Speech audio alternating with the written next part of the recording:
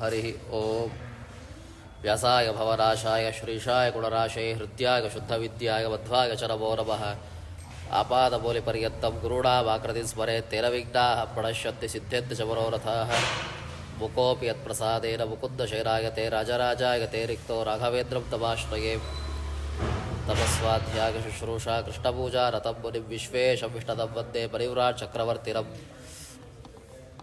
ಶ್ರೀ ಗುರುಭ್ಯೋ ನಮಃ. ಶ್ರೀ ವೇದವ್ಯಾಸಾಯ ನಮಃ. ದೇವಂ ನಾರಾಯಣಂ ನತ್ವಾ ಸರ್ವದೋಷ ವಿವರ್ಜಿತಂ ಪರಿಪೂರ್ಣಂ ಗುರುಶ್ಚಾನ್ ಗೀತಾರ್ಥಂ ವಕ್ಷ್ಯಾಮಿ ಲೇಷತಃ ಸಮಸ್ತಗುಣ ಸಂಪೂರ್ಣಂ ಸರ್ವದೋಷ ವಿವರ್ಜಿತಂ ನಾರಾಯಣಂ ನಮಸ್ಕೃತ್ಯ ಗೀತಾ ತಾತ್ಪರ್ಯಮುಚ್ಯತೆ. ಲಕ್ಷ್ಮೀನಾರಾಯಣಂ ನತ್ವಾ ಬುಧಾನ್ ಗುರೂನಪಿ ಕುರ್ಮ ಶ್ರೀಕೃಷ್ಣಗೀತಾಯ ಭಾಷ್ಯಾದ್ಯುಕ್ತಾರ್ಥಸಂಗ್ರಹಂ. ಅಂತವಂತ ಇಮೇ ದೇಹಾಃ ನಿತ್ಯಸ್ತ್ಯೋಕ್ತಾಃ ಶರೀರಿಣಃ ಅನಾಶಿನೋ ಅಪ್ರಮೇಯಸ್ಯ ತಸ್ಮಾತ್ ಯುದ್ಧಸ್ವ ಭಾರತ ಅಂತ ಕೃಷ್ಣ ಪರಮಾತ್ಮ ತಿಳಿಸಿದ. ಇದಕ್ಕೆ ಆಚಾರ್ಯರು ಗೀತಾ ಭಾಷ್ಯದಲ್ಲಿ ಶ್ಲೋಕದ ವಿವರಣೆಯನ್ನು, ಗೀತಾ ತಾತ್ಪರ್ಯದಲ್ಲಿ ವಿಶೇಷವಾಗಿ ಪರಮಾತ್ಮ ಹಾಗೂ ಜೀವಾತ್ಮರಿಗೆ ಇರುವಂತಹ ಭೇದ ಅದು ಸತ್ಯ, ಅಷ್ಟು ಮಾತ್ರವಲ್ಲ ನಿತ್ಯ. ಹೀಗೆ ಎಲ್ಲ ಶ್ರುತಿ ಸ್ಮೃತಿಗಳು ತಿಳಿಸುವಂತಹದ್ದು ಜೀವಾತ್ಮ ಪರಮಾತ್ಮರಿಗೆ ನಿತ್ಯವೂ ಸತ್ಯವಾದಂತಹ ಭೇದದ ವಿಷಯವನ್ನೇ ಅಂತ ಗೀತೆಯ ತಾತ್ಪರ್ಯ ನಿರ್ಣಯದಲ್ಲಿ ವಿಶೇಷವಾಗಿ ನಿರ್ಣಯ ಮಾಡಿಕೊಟ್ಟಿದ್ದಾರೆ. ಎಲ್ಲದರ ವಿಷಯವನ್ನು ಯಥಾವತಿಯಾಗಿ ಚಿಂತನೆ ಮಾಡ್ತಾ ಬಂದಿದೆ. ಹೀಗೆ ನಂತರ ಈ ಶ್ಲೋಕಕ್ಕೆ ತಸ್ಮಾತ್ ಯುದ್ಧಸ್ವ ಭಾರತ ಎಂಬುವಂತಹ ಶ್ಲೋಕಕ್ಕೆ ಗೀತಾ ವಿವೃತಿಕಾರರು ಅಂದರೆ ರಾಯರು ಹೇಳುವಂತಹ ವಿಶೇಷ ಚಿಂತನೆ, ಭಾಷ್ಯದ ಅರ್ಥವಿವರಣೆಯನ್ನೇ ನೀಡುತ್ತಾರೆ.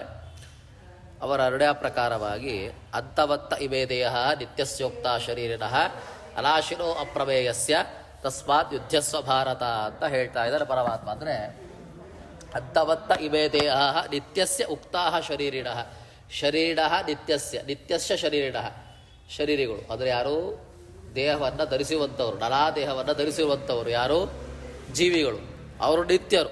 ಹೀಗೆ ನಿತ್ಯರಾದಂತಹ ಜೀವಾತ್ಮರ ಅವರ ಬಾಹ್ಯ ದೇಹಗಳಿದಲ್ಲ, ಅದು ಅಂತವತ್ತ ಇಮೇ ದೇಹ, ಈ ಎಲ್ಲ ದೇಹಗಳು ಸಹಿತ ಅವರು ಧರಿಸುವಂತಹ ಪ್ರತಿಯೊಂದು ದೇಹಗಳು ಸಹಿತ ಇದ್ದದ್ದು ಅದು ಅಂತ್ಯ ಇರುವಂತಹದ್ದು. ಅಂದರೆ ಅವರು ನಿತ್ಯರು, ನಿತ್ಯರಾದ ಜೀವಾತ್ಮರ ದೇಹಗಳು ಅದು ಅನಿತ್ಯವಾದದ್ದು. ನಾನಾ ಭಿನ್ನ ಭಿನ್ನ ದೇಹಗಳನ್ನು ಧರಿಸ್ತಾರೆ ಅವರ ಕರ್ಮಫಲಕ್ಕೆ ಅನುಗುಣವಾಗಿ. ಹೀಗೆ ಆ ದೇಹಗಳು ಎಂಥದ್ದು ಅಂತ್ಯವತ್ತ ಇಮೇ ದೇಹ, ಅವರ ದೇಹಗಳು ಅನಿತ್ಯವಾದದ್ದು, ಶಾಶ್ವತವಾದದ್ದಲ್ಲ.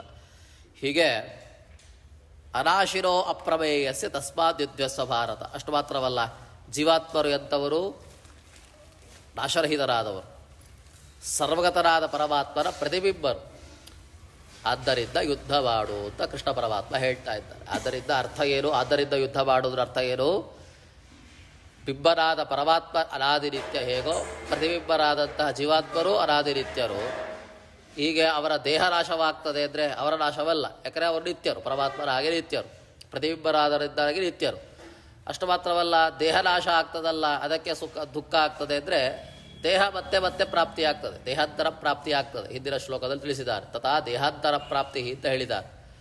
ಆದ್ದರಿಂದಾಗಿ ದೇಹ ಮತ್ತೊಂದು ದೇಹ, ಹೊಸ ದೇಹ ಬರೋದರಿಂದ ಅದರಲ್ಲಿ ದುಃಖ ಪಡೋದು ಬೇಡ. ಇಲ್ಲ ಅವರ ಸ್ಪರ್ಶನ, ಅವರ ಸಂಬಂಧ, ಅವರ ದರ್ಶನಾದಿಗಳು ಆಗೋದಿಲ್ಲ ಅಂದರೆ ಅದನ್ನು ದೂರ ಮಾಡ್ಕೊಳ್ಳಿಕ್ಕಾಗ್ತದೆ. ಅಭಿಮಾನ ತ್ಯಾಗದಿಂದಾಗಿ ಅವರಲ್ಲಿರುವ ಅಭಿಮಾನ ತ್ಯಾಗ ಮಾಡಿಕೊಂಡರೆ ದುಃಖ ಪರಿಹಾರವಾಗ್ತದೆ. ಆದ್ದರಿಂದಾಗಿ ಯುದ್ಧ ಮಾಡು. ಯಾವುದಕ್ಕೋಸ್ಕರ ಯುದ್ಧ ಮಾಡು? ನನ್ನ ವಿಶೇಷವಾದಂತಹ ಅನುಗ್ರಹಕ್ಕೋಸ್ಕರವಾಗಿ ಯುದ್ಧ ಮಾಡು ಅಂತ ಪರಮಾತ್ಮ ತಿಳಿಸ್ತಾ ಇದ್ದಾರೆ. ಹೀಗೆ ಇದರ ಶ್ಲೋಕದ ವಿಷಯದ ಚಿಂತನೆ ಹೀಗೆ ಹೇಳ್ತಾರೆ. ಯಾರು? ಆಚಾರ್ಯ ಹೇಳಿದ ಭಾಷ್ಯದ ಅರ್ಥವನ್ನೇ ವಿವರಿಸ್ತಾ ಇದ್ದಾರೆ ರಾಯರು. ಹೀಗೆ ಒಂದು ಪ್ರಶ್ನೆ ಮಾಡಿಕೊಳ್ತಾರೆ, ಜೀವಾತ್ಮ ಎಂತವ ಪರಮಾತ್ಮನಿಗೆ ಪ್ರತಿಬಿಂಬ, ಹೌದೋ ಅಲ್ಲೋ? ಇದನ್ನು ಉಪನಿಷತ್ತುಗಳು ತಿಳಿಸ್ತವೆ, ಅದು ಶ್ರುತಿಗಳು ತಿಳಿಸ್ತವೆ. ರೂಪಂ ರೂಪೋ ಪ್ರತಿರೂಪೋ ಬಭೂವ ಎಂಬುವಂತಹ ಕಠೋಪನಿಷತ್ತು, 2ನೇ ಅಧ್ಯಾಯದಲ್ಲಿ ಬರುವಂತಹ ಕಠೋಪನಿಷತ್ತಿನಲ್ಲಿ ತಾನು ಹೇಳಿಕೊಡ್ತದೆ, ಶ್ರುತಿ ಹೇಳ್ತದೆ ಏನೋ ನನು ರೂಪಂ ರೂಪಂ ಪ್ರತಿರೂಪೋ ಭಭೂವ ಇತಿ ಶ್ರುತೇ ಜೀವ ಪ್ರತಿಬಿಂಬ ಅಲ್ವಾ. ರೂಪಂ ರೂಪೋ ಪ್ರತಿರೂಪವ. ಪರಮಾತ್ಮ ಮೇಲ್ನೋಟ ಕೊಟ್ಟರೆ ಅವರೇ ಅನೇಕ ರೂಪಗಳನ್ನು ಧರಿಸ್ತಾರೆ ಅಂತ ಹಾಗಲ್ಲ ಅರ್ಥ. ಪರಮಾತ್ಮನ ಪ್ರತಿಬಿಂಬರಾಗಿ ಅನೇಕ ಜೀವರು ಇದ್ದಾರೆ ಎಂಬುವಂತಹ ಈ ಉಪನಿಷತ್ತಿನ ಅರ್ಥ. ಆದರೆ ಪ್ರತಿಬಿಂಬಶ್ಚ ಉಪಾಧಿಕೃತ, ಪ್ರತಿಬಿಂಬವಿವ ದರ್ಪಣ ಉಪಾಧಿಕೃತ. ಆದರೆ ಜೀವರು ಪರಮಾತ್ಮರಿಗೆ ಪ್ರತಿಬಿಂಬ ಹೌದು, ಆದರೆ ಆ ಪ್ರತಿಬಿಂಬ ಉಪಾಧಿ ಸಾಪೇಕ್ಷವಾದದ್ದು. ಒಂದು ಉಪಾಧಿ ಇಲ್ಲದೆ ಹೋದರೆ ಇದಕ್ಕೆ ಇದು ಪ್ರತಿಬಿಂಬ ಅಂತ ಕಾಣೋದಿಲ್ಲ. ಹೇಗೆ ಅಂದರೆ ಉದಾಹರಣೆ ನೋಡಿ, ದರ್ಪಣ ಉಪಾಧಿಕೃತ. ಈಗ ದರ್ಪಣ ಇದೆ, ದರ್ಪಣ ಅಂದರೆ ಕನ್ನಡಿ. ಕನ್ನಡಿಯಲ್ಲಿ ಮುಖ ಕಾಣ್ತದೆ. ಕನ್ನಡಿ ಇಲ್ಲದೆ ಹೋದರೆ ಮುಖ ಕಾಣ್ತದ? ಪ್ರತಿಬಿಂಬ ಬೀಳ್ತದ ಕನ್ನಡಿಯಲ್ಲಿ? ಅಲ್ಲಿ ಉಪಾಧಿ ಸಾಪೇಕ್ಷ. ಹೇಗೋ ಪ್ರತಿಬಿಂಬ ಸಾಪೇಕ್ಷವಾದದ್ದು, ಪ್ರತಿಬಿಂಬ ಎಂಬುವಂತಹದ್ದು ಉಪಾಧಿ ಸಾಪೇಕ್ಷ. ಕನ್ನಡಿ ಇಲ್ಲದೆ ಹೋದರೆ ಕಾಣೋದಿಲ್ಲ ಅಲ್ವಾ? ಕನ್ನಡಿ ಮುಂದೆ ಇದ್ದಾಗ ಮಾತ್ರ ಪ್ರತಿಬಿಂಬ ಬೀಳ್ತದೆ. ಸೊ ಏನಾಯಿತು? ಪ್ರತಿಬಿಂಬ ಎಂಬುವಂತಹದ್ದು ಉಪಾಧಿ ಸಾಪೇಕ್ಷ. ಅಲ್ಲಿ ಉಪಾಧಿ ಯಾವ್ದು ಹೇಳಿ? ಕನ್ನಡಿ ಬೇಕು. ಕನ್ನಡಿ ಇಲ್ಲದೆ ಹೋದರೆ ಕಾಣೋದಿಲ್ಲ. ಹೀಗೆ ಪ್ರತಿಬಿಂಬ ಮೂಡಬೇಕು ಅಂತಾದರೆ ಕನ್ನಡಿಯಲ್ಲಿ, ಕನ್ನಡಿಯು ಸಾಪೇಕ್ಷ. ಕನ್ನಡಿ ಇಲ್ಲದೆ ಹೋದರೆ ಕಾಣೋದಿಲ್ಲ. ಹೇಗೋ ಹಾಗೆ ನಾವು ಯಾರ ಪ್ರತಿಬಿಂಬರು? ಪರಮಾತ್ಮನ ಪ್ರತಿಬಿಂಬರು ಅಲ್ವಾ? ಹೀಗೆ ದೇಹ ಏವ ಅತ್ರ ಜೀವ ಉಪಾಧಿ ನಾನ್ಯೋಸ್ತಿ. ಜೀವ ಇವ ಪ್ರತಿಬಿಂಬರಾಗಬೇಕು ಅಂತಾದರೆ ಇಲ್ಲಿ ಜೀವನಿಗೆ ಪ್ರತಿಬಿಂಬ ಯಾವುದು ಅಂತ ಯೋಚನೆ ಮಾಡಿ. ಜೀವ ಪರಮಾತ್ಮನಿಗೆ ಪ್ರತಿಬಿಂಬ ಆದರೆ ಅಂತಹ ಪ್ರತಿಬಿಂಬರಾದ ಜೀವನಿಗೆ ಉಪಾಧಿ ಹೊಂದಿರಬೇಕು, ಉಪಾಧಿ ಸಾಪೇಕ್ಷವಾಗಿರಬೇಕು. ಅದು ಯಾವುದು? ಜಡದೇಹ ಅಂತ ಹೇಳ್ತೀವಿ. ಜಡದೇಹ. ಆದರೆ ಜಡದೇಹ ಇದ್ದದ್ದೇಳಿ ಅದಕ್ಕೆ ನಾಶ ಇರೋದ್ರಿಂದಾಗಿ ಜೀವನಿಗೂ ನಾಶ ಹೇಳ್ತೀವಿ. ಹೇಗೆ ಅಂದರೆ ದರ್ಪಣ ಉಪಾಧಿಕೃತವಾದಂತಹ ಪ್ರತಿಬಿಂಬದ ಹಾಗೆ. ಈಗ ದರ್ಪಣ ನಾಶವಾದರೆ ಏನಾಯ್ತೇಳಿ? ಪ್ರತಿಬಿಂಬ ನಾಶವಾಯಿತು. ಕನ್ನಡಿಯಲ್ಲಿ ಮುಖ ಕಾಣಬೇಕು ಅಂದರೆ ಕನ್ನಡಿ ಇದ್ರಾಗ ಕಾಣ್ತದೆ, ದರ್ಪಣ ನಾಶವಾದರೆ ಮುಖ ಕಾಣೋದಿಲ್ಲ. ಹೇಗೋ ಇಲ್ಲೂ ಸಹಿತ ಪ್ರತಿಬಿಂಬಿತನಾದವ ಯಾರು? ಜೀವ ಉಪಾಧಿ ಸಾಪೇಕ್ಷಿತನಾದವ. ಅವ್ರಿಗೆ ಯಾವುದು ಉಪಾಧಿ? ದೇಹ ಇಲ್ಲದೆ ಹೋದರೆ ಅವರು ಕಾಣೋದಿಲ್ಲ. ದೇಹ ಎಂಥದ್ದೇಳಿ? ಅನಿತ್ಯ. ದೇಹ ನಿತ್ಯನಾ? ಅನಿತ್ಯ. ದೇಹ ನಾಶ ಆಗೋರಿದ್ದಾಗಿ ಜೀವರು ನಾಶ ಆಗ್ತಾರೆ. ಅರ್ಥ ಆಗ್ತಿದಲ್ಲ? ಹೀಗೆ ಯಾರು ಪ್ರತಿಪಕ್ಷರು ಹೇಳುವಂತಹ ಮಾತು. ದೇಹ ಏವ ಅತ್ರ ಜೀವೋಪಾಧಿ ನಾನ್ಯೋಸ್ತಿ ತಥಾಚ. ಅದರಿಂದಾಗಿ ಹೇಳ್ತೀವಿ ನೋಡಿ, ಅದರಿಂದಾಗಿ ಒಂದು ಅನುಮಾನ ಹೇಳ್ತಾ ಇದ್ದೀವಿ ನಾವು. ಏನು ಅಂತ? ಜೀವಚೇತನಾ ನ ನಿತ್ಯಾ. ಜೀವಚೇತನರು, ಸಕಲ ಜೀವರಾಶಿಗಳು ನಿತ್ಯರಲ್ಲ, ಅನಿತ್ಯರು. ಯಾಕೆ? ಕಾರಣ ಏನು? ನಾಶವದ್ ದೇಹ ಉಪಾಧಿಕ ತತ್ವಾತ್. ನಾಶವಾಗುವಂತಹ ದೇಹದ ಉಪಾಧಿ ಸಂಬಂಧವುಳ್ಳವರು. ಈ ಜೀವ ಯಾವ ಸಂಬಂಧ ಇದೆ? ಅವರಿಗೆ ಯಾವ ಸಾಪೇಕ್ಷ ಇದೆ? ದೇಹನೇ ಸಾಪೇಕ್ಷ ಅವರಿಗೆ. ದೇಹಲ್ಲದೆ ಹೋದರೆ ಅವರಿಗೆ ಕಾಣೋದಿಲ್ಲ. ಆ ದೇಹ ಎಂಥದ್ದು? ನಾಶವದ್ ದೇಹ ಉಳ್ಳವ ಆದ್ದರಿಂದ, ಅಂತಹ ಉಪಾಧಿಕೃತವಾದಂತಹ ವ್ಯಕ್ತಿ ಆದವಾದ್ದರಿಂದಾಗಿ ಉಪಾಧಿ ಸಾಪೇಕ್ಷ ಉಳ್ಳವ ಜೀವನ ಆ ದೇಹ ನಾಶವಾಗೋದ್ರಿಂದಾಗಿ ಜೀವರು ನಾಶವರಾಗ್ತಾರೆ. ಸೊ ಜೀವಚೇತನಾ ನ ನಿತ್ಯಾ, ಅಂದರೆ ಅನಿತ್ಯಾ. ಯಾಕೆ? ನಾಶವದ್ ದೇಹ ಉಪಾಧಿಕ ತತ್ವಾತ್. ಅದಕ್ಕೊಂದು ಉದಾಹರಣೆ ಹೇಳ್ತೀವಿ. ಯಾವುದೇ ರೀತಿ? ದರ್ಪಣ ಉಪಾಧಿಕೃತ ಉಪಾಧಿ ಪ್ರತಿಮುಖವತ್. ದರ್ಪಣ ಉಪಾಧಿ ಪ್ರತಿಮುಖವತ್. ದರ್ಪಣದಲ್ಲಿ ಕಾಣ್ತದೆ ಏನು? ಪ್ರತಿಮುಖ. ನಮ್ಮ ಮುಖ ದರ್ಪಣದಲ್ಲಿ ಕಾಣ್ತದೆ. ದರ್ಪಣ ನಾಶವಾಗಿ ಬಿಟ್ರೆ ಉಪಾಧಿ ಸಾಪೇಕ್ಷ ಉಳ್ಳದ್ದಲ್ವ? ಇವಾಗ ದರ್ಪಣ ನಾಶವಾದರೆ ಮುಖ ಬೀಳ್ತದ? ಪ್ರತಿಮುಖ ಬೀಳ್ತದ? ಇಲ್ಲ. ಅದು ಹೇಗೆ ಅನಿತ್ಯವೋ ಹಾಗೆ ಜೀವರ ದೇಹ ನಾಶವಾಗೋದ್ರಿಂದಾಗಿ ಅವರು ಅನಿತ್ಯರು ಅಂತ ಹೇಳ್ತೇವೆ. ಹೀಗೆ ಹೇಳ್ತಾರೆ. ಹೀಗೆ ಅಷ್ಟು ಮಾತ್ರ. ಲಶ್ವರ ಬಿಂಬ ಉಪಾಧಿ ಸನ್ನಿಧಿಕ ತತ್ವಾತ್ ನಶ್ವರ ಮುಖದರ್ಪಣ ಸನ್ನಿಧಿಕ ಪ್ರತಿಮುಖವತ್. ಇನ್ನೊಂದು ಹೇಳ್ತೇವೆ, ಜೀವಚೇತನಾ ನ ನಿತ್ಯ, ನಿತ್ಯರಲ್ಲ. ಇನ್ನೊಂದು ಕಾರಣ ಹೇಳ್ತೇವೆ. ಏನು? ಎರಡು ಕಾರಣ. ಒಂದು ಹೇಳಿದ್ದು ನಾಶವದ್ ದೇಹ ಉಪಾಧಿಕ ತತ್ವಾತ್, ಇನ್ನೊಂದು ಹೇಳೋದು ನಶ್ವರ ಬಿಂಬ ಉಪಾಧಿ ಸನ್ನಿಧಾನಕತ್ವಾತ್.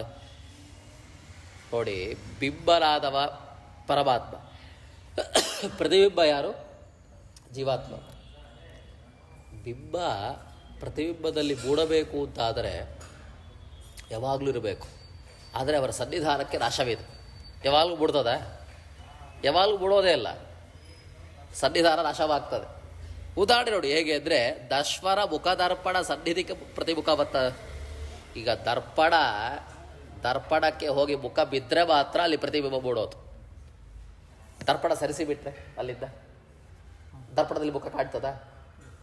ಸನ್ನಿಧಾನ ಇದ್ದರೆ ಮಾತ್ರ ಪ್ರತಿಬಿಂಬ ಮೂಡೋದು ಯಾವತ್ತೂ ಸಹಿತ. ಹೇಗೋ ಇಲ್ಲಿ ಬಿಂಬ ಪ್ರತಿಬಿಂಬದಲ್ಲೂ ಸಹಿತ ನಶ್ವರ ಬಿಂಬ ಉಪಾಧಿ ಸನ್ನಿಗತತ್ವಾತ್. ಬಿಂಬನಲ್ಲಿ ಉಪಾಧಿಯ ಸಾಪೇಕ್ಷವುಳ್ಳವ ಯಾರು? ಪ್ರತಿಬಿಂಬನಾದವ ಯಾರು? ಜೀವ. ಅವ ನಶ್ವರನಾದವ. ನಶ್ವರ ಅವ, ನಿತ್ಯನಲ್ಲ. ಅವ ನಾಶ ಆದರೆ ಸನ್ನಿಧಾನ ಏನಾಯ್ತು ಹೇಳಿ? ನಾಶವಾಯ್ತು. ಇವಾಗ ಕನ್ನಡಿ ಒಡೆದೋಯ್ತಪ್ಪ, ಕನ್ನಡದಲ್ಲಿ ಪ್ರತಿಬಿಂಬ ಬೀಳ್ತಾ ಇದೆ, ಕನ್ನಡಿ ಒಡೆದೋಯ್ತು, ಸನ್ನಿಧಾನ ನಾಶವಾಯ್ತು. ಇವಾಗ ಸನ್ನಿಧಾನ ನಾಶ ಆಗೋರಿದ್ದಾಗ ಪ್ರತಿಬಿಂಬ ಮೂಡ್ತದೆ, ಅದರಲ್ಲಿ ಮೂಡೋದಿಲ್ಲ. ಹೇಗೋ ಹಾಗೆಯೇ ಬಿಂಬ ಯಾರು? ಪರಮಾತ್ಮ. ಅವನಲ್ಲಿ ಉಪಾಧಿ ಸಾಪೇಕ್ಷ ಉಳ್ಳವ ಯಾರು? ಪ್ರತಿಬಿಂಬರಾದ ಜೀವಾತ್ಮ. ಅವ ನಶ್ವರನಾದವ. ಅವನ ಸನ್ನಿಧಾನ ನಾಶವಾದರೆ ಬಿಂಬರಲ್ಲಿ ಪ್ರತಿಬಿಂಬ ಮೂಡುವಂತಹ ವಿಷಯವೇ ಬರೋದಿಲ್ಲ. ಆದ್ದರಿಂದ ಈ ಕಾರಣದಿಂದಾಗಿ ಜೀವಾತ್ಮರು ಅನಿತ್ಯರು ಅಂತ ಹೇಳ್ತೇವೆ. ಹೀಗೆಲ್ಲ ಪ್ರತಿವಾದಿಗಳು ತಾವು ಅನುಮಾನವನ್ನು ಮಾಡ್ತಾರೆ. ಹೀಗೆ ಇತಿ ಪ್ರತಿಪಕ್ಷಗ್ರಸ್ತ ಅನಾದಿ ನಿತ್ಯತ್ವ ಅನುಮಾನ ಇತ್ಯತಃ ಆಹ ಅಂತವತ್ತ ಇತಿ. ಹೀಗೆಲ್ಲ ಹೇಳೋದ್ರಿಂದಾಗಿ ಇಂತಹ ಅನುಮಾನಗಳೆಲ್ಲವೂ ಸಹಿತ ಸತ್ ಪ್ರತಿಪಕ್ಷ ರೂಪವಾದಂತಹ ದೋಷವುಳ್ಳದ್ದಾಗ್ತದೆ. ಯಾಕೆಂದರೆ ನಾವೇನು ಹೇಳ್ತೇವೆ ಹೇಳಿ? ನಾವು ಹೇಳುವಾಗ ಜೀವರು ನಿತ್ಯ ಅಂತ ಹೇಳ್ತೇವೆ. ಜೀವರು ನಿತ್ಯ ಅಂತ ಹೇಳುವಂಥವರಿಗೆ ಸಪ್ರತಿಪಕ್ಷ ಅಂದರೆ ಪ್ರತಿಪಕ್ಷದವರು ಹೀಗೆ ಜೀವರು ಅನಿತ್ಯ ಅಂತ ಹೇಳಿ ಅದಕ್ಕೆ ಕಾರಣ, ಅದಕ್ಕೆ ಉದಾಹರಣೆ ಯಾವುದೋ ತರ್ಪಣ ರೂಪ ಉಪಾಧಿಯ ಕಾರಣವನ್ನು ಹೇಳ್ತಾ, ಅದಕ್ಕೆ ಉದಾಹರಣೆಯನ್ನು ಹೇಳ್ತಾ ಜೀವಾತ್ಮರೆಲ್ಲರೂ ಅನಿತ್ಯರು ಅಂತ ಹೇಳ್ತಾ ಇದ್ದಾರೆ. ಇದು ಸತ್ಪ್ರತಿಪಕ್ಷ ದೋಷ. ನಾವು ಹೇಳುವಂತಹ ವಿಷಯಕ್ಕೆ ಅದಕ್ಕೆ ಪ್ರತಿಪಕ್ಷದ ಅನುಮಾನದಿಂದಾಗಿ ವಿರೋಧ ಬಂದರೆ ಸತ್ಪ್ರತಿಪಕ್ಷ ದೋಷ ಅಂತ. ಹೀಗೆಲ್ಲ ದೋಷ ಬರ್ತಿತ್ತು. ಅದಕ್ಕೆ ಕೃಷ್ಣ ಪರಮಾತ್ಮ ಹೇಳಿದ ಏನು ಅಂತ, ಅಂತವತ್ತ ಇವೇ ದೇಹ ಅಂತ ಹೇಳ್ತಾ ಇದ್ದಾರೆ. ಒಂದೊಂದು ಪದಕ್ಕೂ ರಾಯರು ಬಿಡಿಸ್ತಾ ಇದ್ದಾರೆ. ಯಾಕೆ ಪರಮಾತ್ಮ ಅಂತವತ್ತಃ ಅಂತ ಹೇಳಿದ್ದು ಅಂತ. ಅಂತವತ್ತ ಇವೇ ದೇಹ. ಇವಾಗ ನೋಡಿ, ಅಂತವತ್ತ ಇವೇ ದೇಹ ಅಂತ ಹೇಳುವ ಮುಖಾಂತರವಾಗಿ ಈ ದೋಷ ಪರಿಹಾರವಾಗ್ತದೆ. ಯಾವ ರೀತಿಯಲ್ಲಿ ಇದು ನೋಡೋಣ. ಹೇಗೆ ಒಂದು ಅನುಮಾನಕ್ಕೆ ಮತ್ತೊಂದು ಅನುಮಾನದಿಂದ ವಿರೋಧ ಬಂದರೆ ಸತ್ಪ್ರತಿಪಕ್ಷ ದೋಷ. ಒಂದು ಪಕ್ಷ ಹೇಳ್ತೇವೆ, ಆದರೆ ಇವು ಜೀವಾತ್ಮರು ನಿತ್ಯ ಅಂತ ಹೇಳ್ತೇವೆ ಅನುಮಾನ. ಈ ಅನುಮಾನಕ್ಕೆ ಜೀವಾತ್ಮರು ಜೀವಚೇತನಾಹ ನ ನಿತ್ಯಾಹ ಅಂತ ಹೇಳಿ ಅನುಮಾನ ಮಾಡಿದರೆ ಹಿಂದೆ ಹೇಳಿದ ಅನುಮಾನಕ್ಕೆ ಮತ್ತೊಂದು ಅನುಮಾನ ವಿರೋಧ ಆಯ್ತಲ್ಲ, ಇದೇ ಸತ್ಪ್ರತಿಪಕ್ಷ ದೋಷ. ಈ ದೋಷ ಬರಬಾರದು. ಈ ದೋಷ ಇಲ್ಲ. ಜೀವಾತ್ಮರು ಸದಾ ಅನಾದಿ ನಿತ್ಯರು ಅಂತ ಪ್ರತಿಪಾದನೆ ಮಾಡಬೇಕು. ಪ್ರತಿಪಾದನೆ ಮಾಡಲಿಕ್ಕೇನೆ ಕೃಷ್ಣ ಪರಮಾತ್ಮ ಶ್ಲೋಕವನ್ನು ಹೇಳ್ತಾ ಇದ್ದಾರೆ. ಏನು ಅಂತ, ಅಂತವತ್ತ ಇಮೇ ದೇಹ ನಿತ್ಯಸ್ಯೋಕ್ತ ಶರೀರಿಣ. ಶರೀರವನ್ನು ಧರಿಸಿದವ, ನಾನಾ ಶರೀರವನ್ನು ಧರಿಸ್ತಾನೆ. ಯಾರೋ ಜೀವಾತ್ಮ, ಅವ ನಿತ್ಯನಾದವ. ಆದರೆ ಅವನ ದೇಹಗಳು ಅಂತ್ಯವಂತ. ಭಿನ್ನ ಭಿನ್ನ ಶರೀರವನ್ನು ಧರಿಸುವಂತಹ ಅವನ ದೇಹ ಅಂತ್ಯಗೊಳ್ತದೆ. ಭೌತಿಕ ಶರೀರ ಎಂಥದ್ದು ಅಂತ್ಯವುಳ್ಳದ್ದು. ಆದರೆ ಆ ಶರೀರವನ್ನು ಧರಿಸುವಂಥವ ಯಾರು? ಜೀವ ಇದ್ದಾರಲ್ಲ, ಅವ ನಿತ್ಯ. ಹೀಗೆ ಹೇಳುವ ಮುಖಾಂತರವಾಗಿ ಆ ಪ್ರತಿಪಕ್ಷ ಅನುಮಾನದ ವಿರೋಧವನ್ನು ತೆಗೆದು ಹಾಕ್ದಂಗೆ ಆಗ್ತದೆ. ಹೇಗೆ ಅಂತ ಮುಂದೆ ತಿಳಿಸ್ತಾರೆ. ಅನುಮಾನ ವಿರೋಧ ಇಲ್ಲ ಅಂತ ಹೇಳಬೇಕಲ್ಲ, ಅನುಮಾನ ವಿರೋಧ ಯಾಕಿಲ್ಲ ಅಂತ ಮುಂದೆ ಹೇಳ್ತಾರೆ ನೋಡಿ. ಏಕವಚನ ಬಹುವಚನಾರ್ಥೆ. ಇಲ್ಲಿ ನಿತ್ಯಸ್ಯೋಕ್ತ ಶರೀರಿಣ ಅಂತ ಹೇಳ್ತಾ ಇದ್ದಾರೆ ಪರಮಾತ್ಮ. ಶರೀರಿಣ ಅಂತಂದರೆ ಅದು ಏಕವಚನ. ನಿತ್ಯನಾದವನು ಶರೀರವನ್ನು ಧರಿಸುವಂಥವ ಅಂದರೆ ಯಾರು? ಜೀವಾತ್ಮನು ಅಂತ. ಇಲ್ಲಿ ಏಕವಚನ ಅಲ್ಲ, ಬಹುವಚನಾರ್ಥದಲ್ಲಿ ಏಕವಚನ ಬಳಸ್ತಾ ಇದ್ದಾರೆ. ಅರ್ಥ ಇರೋದ್ರೆ ಶರೀರಿಣಾಂ ನಿತ್ಯಾನಾಂ ಅಂತ ಅರ್ಥ. ಶರೀರಿಣಾಂ ನಿತ್ಯಾನಾಂ ಇವೆ ಅಂತವತ್ತ ಇವೆ ದೇಹಾಹ ನಿತ್ಯಾನಾಂ ಶರೀರಿಣಾಂ ಅಂತ ಅರ್ಥ ಮಾಡ್ಕೊಳ್ಬೇಕು. ಶ್ಲೋಕ ಹಾಗೇನೆ ಏಕವಚನದಲ್ಲಿದೆ, ಅದರ ಅರ್ಥ ಬಹುವಚನ. ಅಂದರೆ ನಿತ್ಯರಾದಂತಹ ಜೀವಾತ್ಮರ ಇವೆ ಇಬೆ ಅಂದರೆ ಅವರ ದೇಹ, ಆದರೆ ಯಾವುದು ಅವರ ಭೌತಿಕ ದೇಹ ಅಂತ ಅರ್ಥ. ಅದು ಎಂಥದ್ದು? ಅಂತ್ಯವುಳ್ಳದ್ದು. ಆದರೆ ಅವರ ಸ್ವರೂಪ, ಜೀವಸ್ವರೂಪ ನಿತ್ಯವಾದದು. ಹೀಗೆ ಹೇಳುವ ಮುಖಾಂತರವಾಗಿ ಸತ್ಪ್ರತಿಕ್ಷಮಾನ ಮಾಡಿದ್ರಲ್ಲ, ಅದು ವಿರೋಧ ಇಲ್ಲ, ಅದು ತೆಗೆದು ಹಾಕ್ತಕ್ಕಾಗ್ತದೆ. ಹೇಗೆ ಅಂತ ಮುಂದೆ ಬಿಡಿಸಿ ಹೇಳ್ತಾರೆ ನೋಡಿ. ಶರೀರ ನಿತ್ಯಾನಾಂ ಇವೆ ಪರಿದೃಶ್ಯಮಾನಾ ಭೌತಿಕ ದೇಹ. ನಿತ್ಯರಾದ ಜೀವಾತ್ಮರ ಅವರು ಏನು ಧರಿಸ್ತಾರೆ ಭೌತಿಕ ದೇಹಗಳು, ಅದು ಅಂತವತ್ತಃ. ಅಂತವತ್ತಃ ಅದರ ಅರ್ಥ ಏನು? ವಿನಾಶಿನ. ಅದಕ್ಕೆ ವಿನಾಶ ಉಳ್ಳದ್ದು ಇತಿ ಯೋಜನ. ಹೀಗೆ ಅರ್ಥ ಚಿಂತನೆ ಮಾಡ್ಕೊಳ್ಬೇಕು ಅಂತ ರಾಯರು ಬಿಡಿಸಿ ಹೇಳ್ತಾರೆ. ಇಲ್ಲಾಂದರೆ ಏಕವಚನ ಹೇಳಿದ್ರೆ ಅರ್ಥ ಏನಾಗ್ತದೆ? ನಿತ್ಯನಾದವ ಜೀವಾತ್ಮ, ಇಷ್ಟೇ ಅರ್ಥ ಆಗ್ತದೆ. ಇಲ್ಲಿ ಜೀವಾತ್ಮರು ಅನೇಕ ಅನಂತ ಬಹುವಚನಾರ್ಥದಲ್ಲೇ ಹೇಳಬೇಕು. ಅರ್ಥ ಬಹುವಚನಾರ್ಥ ಚಿಂತನೆ. ಹೀಗೆ ಇಬೈ ಇತಿ ವಿಶೇಷಣಾತ್ ಅನ್ಯೇ ಅಂತ್ಯಹೀನಾ ಅಪಿ ದೇಹ ಸಂತಿ ಇತಿ ಸೂಚ್ಯತೆ. ಇಲ್ಲಿ ಪರಮಾತ್ಮ ಹೇಳುವಾಗ ಅಂತವತ್ತ ಇಬೆ ಅಂತವತ್ತ ಅಂತ ಹೇಳಿ ದೇಹ ನಿತ್ಯಸ್ಯೋಕ್ತ ಶರೀರ ಅಂತ ಹೇಳಿಲ್ಲ. ಇಬೆ ಅಂತ ಒಂದು ವಿಶೇಷಣ ಹೇಳಿದ. ಈ ನಿತ್ಯರಾದ ಜೀವಾತ್ಮರ ಈ ಅಂತ ಹೇಳಿದ. ಇವೆ ಅಂದರೆ ಈ ಅಂತ ಹೇಳುವ ಮುಖಾಂತರವಾಗಿ ಹೇಳ್ತೀವಿ, ಒಂದು ವಿಶೇಷ ಹೇಳಿದಾಗಾಯ್ತು. ಅವರ ಭೌತಿಕ ದೇಹಗಳು ಅಂತ್ಯ ಅಂತ ಹೇಳುವ ಮುಖಾಂತರವಾಗಿ ಏನಾಗ್ತದೆ ಹೇಳಿ? ಆದರೆ ಜೀವರ ಸ್ವರೂಪ ನಿತ್ಯ. ಅವರ ದೇಹಗಳು, ಅವರ ಭೌತಿಕ ದೇಹಗಳು ವಿನಾಶವುಳ್ಳದ್ದು, ಅಂತ್ಯವುಳ್ಳದ್ದು, ನಶ್ವರವಾದದು ಅಂತ ಹೇಳುವ ಮುಖಾಂತರವಾಗಿ ಅವರ ಸ್ವರೂಪವು ನಿತ್ಯವಾದದ್ದು ಅಂತ ಹೇಳಿದ ವಿಷಯವನ್ನು ತಿಳಿಸಿದಂಗೆ ಆಗ್ತದೆ. ಇಬೆ ಅಂತ ಪದದಲ್ಲೇ ಇದು ಗೊತ್ತಾಗ್ತದೆ ನಮಗೆ. ಹೀಗೆ ಹೇಳುವ ಮುಖಾಂತರವೇನೆ ಇಬೆ ಇವರ ದೇಹ ಅಂತ ಹೇಳುವ ಮುಖಾಂತರನೇ ಇವರ ದೇಹ ನಿತ್ಯ, ಆದರೆ ಇವರು ನಿತ್ಯ. ಇವರ ಭೌತಿಕ ದೇಹಗಳು ಅನಿತ್ಯವಾದದ್ದು, ಆದರೆ ಇವರ ಸ್ವರೂಪ ನಿತ್ಯ. ಹೀಗೆ ಹೇಳುವ ಮುಖಾಂತರವೇನೆ ಆ ಸತ್ಪ್ರತಿಪಕ್ಷ ದೋಷ ಬಂತಲ್ಲ, ಪರರು ಮಾಡುವಂತಹ ಅನುಮಾನ ವಿರೋಧ ಮೂಲಕವಾಗಿ ಸತ್ಪ್ರತಿಪಕ್ಷ ದೋಷ ಅದು ಹೊಡೆದಾಗ್ತದೆ. ಹೇಗೆ ಅಂತ ಬಿಡಿಸ್ತಾರೆ ನೋಡಿ ಬುದ್ಧೆ. ತ ಏವ ಉಪಾಧಯೋ ಜೀವಾನಾಂ ನ ಅಂತವದ್ ಭೌತಿಕ ದೇಹ ಇತಿ ಆದ್ಯ ಪ್ರತಿಪಕ್ಷೇ ಹೇತು ಅಸಿದ್ಧ. ಎರಡು ಅನುಮಾನ ಮಾಡಿದ್ರು. ಜೀವಚೇತನಾ ನ ನಿತ್ಯಾ. ಕಾರಣ ಏನು ಹೇಳಿದ್ರು ಅವರು? ನಾಶವದ್ ದೇಹ ಉಪಾಧಿಕತ್ವ ಅಂತ. ಅದಕ್ಕೆ ಒಂದು ಉದಾಹರಣೆ ಹೇಳ್ತಾರೆ. ಏನು? ದರ್ಪಣ ಉಪಾಧಿಕತ ಪ್ರತಿಮುಖವತ್ ಅಂತ. ಇಲ್ಲಿ ಅವ್ರು ಹೇಳಿದ ಅನುಮಾನ ವಿರೋಧವೇ ಬರಲ್ಲ. ಆ ಅನುಮಾನದಲ್ಲಿ ಹೇತುವ ಅಸಿದ್ಧ ಅಂತ ಹೇಳಿಬಿಡ್ತೀವಿ. ಹೇತು ಅಂದರೆ ಕಾರಣ ಅಂತ ಅರ್ಥ. ಕಾರಣ ಏನು ಕೊಟ್ಟಿದ್ದೇಳಿ ಅವರು? ನಾಶವದ್ ದೇಹ ಉಪಾಧಿಕತ್ವಾತ್ ಅಂತ ಕೊಟ್ಟಿದ್ದಾರೆ. ಅಂದರೆ ನಾಶವಾಗುವಂತಹ ದೇಹದ ಉಪಾಧಿಯ ಸಂಬಂಧ ಉಳ್ಳವರು ಯಾರು? ಜೀವಿಗಳು. ಆದ್ದರಿಂದ ಅವರು ಅನಿತ್ಯರು ಅಂತ. ಇಲ್ಲಿ ಈ ಕಾರಣ ಅಂದರೆ ಹೇತುವೇ ಅಸಿದ್ಧ. ಯಾಕೆ ಹೇಳಿ? ಅಂತವತ್ತ ಇವೇ ದೇಹ ಅಂತ ಹೇಳುವ ಮುಖಾಂತರವೇನೆ ಅವರ ದೇಹಗಳು ಅನಿತ್ಯವಾದರೂ ಸಹಿತ ಆ ಜೀವಸ್ವರೂಪರು ಎಂಥವರು? ನಿತ್ಯರಾದವರು. ನಿತ್ಯರಾದ ಪ್ರಯುಕ್ತವಾಗಿ ಅವ್ರನ್ನ ಅನಿತ್ಯ ಅಂತ ಹೇಳಿಕ್ಕೆ ಬರಲ್ಲ. ನಾಶವ ದೇಹ ಉಪಾಧಿಕತ್ವ ಎಂಬುವಂತಹ ಹೇತುವೇ ಇಲ್ಲ ಅವರಲ್ಲಿ. ಯಾಕೆ ಹೇಳಿ? ಭೌತಿಕ ದೇಹ ನಾಶವಾದರೂ ಸಹಿತ ಸ್ವರೂಪ ದೇಹ ನಾಶ ಇದೆಯಾ ಅವರಿಗೆ? ಸೊ ಹೇತು ಏನಾಯ್ತು ಇವಾಗ? ಹೊಡೆದಾಕ ನಿಮ್ಮ ಅನುಮಾನ ಹೇತು ಹೊಡೆದಾಕಾಯ್ತು. ನಾಶವದ್ ದೇಹ ಉಪಾಧಿಕತ್ವ ಎಂಬುವಂತಹ ನಾಶವದ್ ದೇಹನೇ ಇಲ್ಲ ಅವರಲ್ಲಿ. ಅವರ ಸ್ವರೂಪ ನಿತ್ಯವಾದದ್ರಿಂದ ನಾಶವದ್ ದೇಹನೇ ಇಲ್ಲ ಅವರಲ್ಲಿ. ಸೊ ಅನಿತ್ಯ ಅಂತ ಹೇಳಲಿಕ್ಕೆ ಬರೋದಿಲ್ಲ ಅಂತ ಹೇತು ಅಸಿದ್ಧಿಯನ್ನು ಹೇಳ್ತಾರೆ. ಅರ್ಥ ಆಗ್ತಿದಲ್ಲ? ಸ್ವಲ್ಪ ತಾರ್ಕಿಕವಾದರೂ ಸಹಿತ ಅವರು ಹೇಳಿದ ಅನುಮಾನದಲ್ಲಿ ಕಾರಣವನ್ನು ಹೇಳಿದ್ರಲ್ಲ, ಕಾರಣವನ್ನು ಹೊಡೆದಾಕ್ದಂಗಾಯ್ತು. ಯಾಕೆ? ಅಂತವತ್ತ ಇಬೇ ದೇಹ ಅಂತ ಹೇಳುವ ಮುಖಾಂತರನೇ ಅವರ ಭೌತಿಕ ದೇಹ ಅನಿತ್ಯವಾದರೂ ಅವರ ಸ್ವರೂಪ ದೇಹ ನಿತ್ಯವಾದರ ಪ್ರಯುಕ್ತ ನಾಶವದ್ ದೇಹ ಬಾಧಿಕತ್ವ ಅವರಲ್ಲಿ ಇಲ್ಲವೇ ಇಲ್ಲ. ಕಾರಣ ಇಲ್ಲ ಅವರಲ್ಲಿ, ಕಾರಣ ಬಂದಿಲ್ಲ. ಸೊ ಅನುಮಾನವೂ ಕೂಡೋದಿಲ್ಲ. ಹೇತು ರಸಿದ್ಧಿ ಅಂತ ದೋಷ, ಅದೊಂದು ದೋಷ. ನಿಮಗೆ ಮತ್ತೆ ದೋಷ. ಅನುಮಾನ ಸತ್ಪ್ರತಿಪಕ್ಷ ಅನುಮಾನ ಮಾಡಿ ನಮಗೆ ದೋಷ ಹೇಳಿದ್ರೆ ನೀವು ಹೇಳಿದ ಅನುಮಾನನೇ ಹೇತ್ವ ಸಿದ್ಧಿ ಅಂತ ದೋಷ. ಅದೊಂದು ದೋಷ. ಹೇತ್ವ ಸಿದ್ಧಿ ಅಂತ ಅನ್ನೋದು ಒಂದು ದೋಷ ತಾರ್ಕಿಕ ರೀತಿಯಲ್ಲಿ. ಅತಏವ ನಿತ್ಯಸ್ಯ ಇತಿ ಸಾಧ್ಯೋಕ್ತಿ. ಅದರಿಂದಲೇ ಪರಮಾತ್ಮ ಅಂತವತ್ತ ಇಮೇ ದೇಹ ನಿತ್ಯಸ್ಯೋಕ್ತ ಶರೀರ ಅಂತ ಕಾರಣ ಕೊಟ್ಟಿತ್ತು. ಅವರ ಭೌತಿಕ ದೇಹ ನಶ್ವರವಾದರೂ ಸಹಿತ ಆ ಜೀವಸ್ವರೂಪರು ನಿತ್ಯರಾದ ಪ್ರಯುಕ್ತ ಹೇತು ಅವರಲ್ಲಿ ಕೊಡೋದಿಲ್ಲ. ಹೇತು ಇಲ್ಲದೆ ಹೋದಲ್ಲಿ ನಾ ನಿತ್ಯ ಅಂತ ಹೇಳಿಕ್ಕೆ ಬರಲ್ಲ, ಅನಿತ್ಯರು ಅಂತ ಹೇಳಿಕ್ಕೆ ಬರಲ್ಲ. ಅವರು ನಿತ್ಯರೇ. ಜೀವಾಹ ನಿತ್ಯಾಹ ನಿತ್ಯ ಉಪಾಧಿಕತ್ವಾತ್ ವ್ಯತಿರೇಕೇಣ ಪ್ರತಿಮುಖವತ್ ಇತ್ಯುಕ್ತಂ ಭವತಿ. ಈಗ ಹೇಳುವ ಮುಖಾಂತರವಾಗಿ ನಾವು ಪಕ್ಷ ಅನುಮಾನ, ನೀವು ಹೇಳಿದ ಸತ್ಪ್ರತಿಪಕ್ಷ ಅನುಮಾನ ವಿರೋಧವನ್ನು ತೆಗೆದುಹಾಕಿ ಒಡೆದುಹಾಕಿ ಏತ್ವಸಿದ್ಧಿ ರೂಪವಾದಂತಹ ದೋಷದ ಪ್ರಯುಕ್ತವನ್ನು ಹೇಳಿ ನಾವು ಒಂದು ಅನುಮಾನ ಮಾಡಿದಾಗ ಆಯ್ತು. ಹಾಗಾದ್ರೆ ಏನು ಅನುಮಾನ? ಜೀವಾಹ, ನೀವು ಹೇಳಿದಾಗ ಜೀವಚೇತನಾಹ ನಿತ್ಯಾಹ. ಯಾಕೆ ನಿತ್ಯರು? ಕಾರಣ ಹೇಳ್ತಾರೆ, ನಿತ್ಯ ಉಪಾಧಿಕತ್ವಾತ್. ನಿತ್ಯ ಉಪಾಧಿಯ ಸಂಬಂಧ ಇದೆ ಅವರಲ್ಲಿ. ನಿತ್ಯವಾದಂತಹ ಉಪಾಧಿ ಯಾವುದು? ಉಪಾಧಿಯ ಸಾಪೇಕ್ಷ ಯಾವುದು ಅವ್ರದ್ದು? ಬಿಂಬ ಹೇಗೆ ನಿತ್ಯನೋ ಅವರ ಪ್ರತಿಬಿಂಬಭೂತರಾದಂತಹ ಜೀವಸ್ವರೂಪವು ನಿತ್ಯ. ಹೇಗೆ?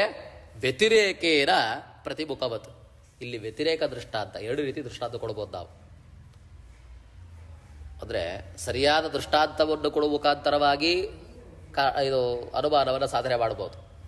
ವ್ಯತಿರೇಕ ದೃಷ್ಟಾಂತ ಕೊಡುವ ಮುಖಾಂತರವಾಗಿಯೂ ಅನುಮಾನವನ್ನು ಸಾಧನೆ ಮಾಡ್ಬೋದು. ಹೇಗೆ ಅಂತ ನೋಡೋಣ. ಪ್ರತಿಮುಖವತ್, ದರ್ಪಣದಲ್ಲಿ ಪ್ರತಿಮುಖ ಕಾಣ್ತದೆ.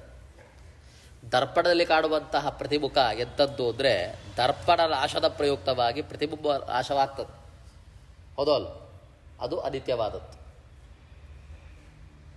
ಸರಿಯಾದ ದೃಷ್ಟಾಂತ ಅಲ್ಲ, ವ್ಯತಿರೇಕ ದೃಷ್ಟಾಂತ. ಆದರೆ ಇಲ್ಲಿ ಅವರ ಉಪಾಧಿ ಸಾಪೇಕ್ಷ ಎಂಬುವಂತಹದ್ದು ಎಂಥದ್ದೇಳಿ ನಿತ್ಯವಾದದ್ದು.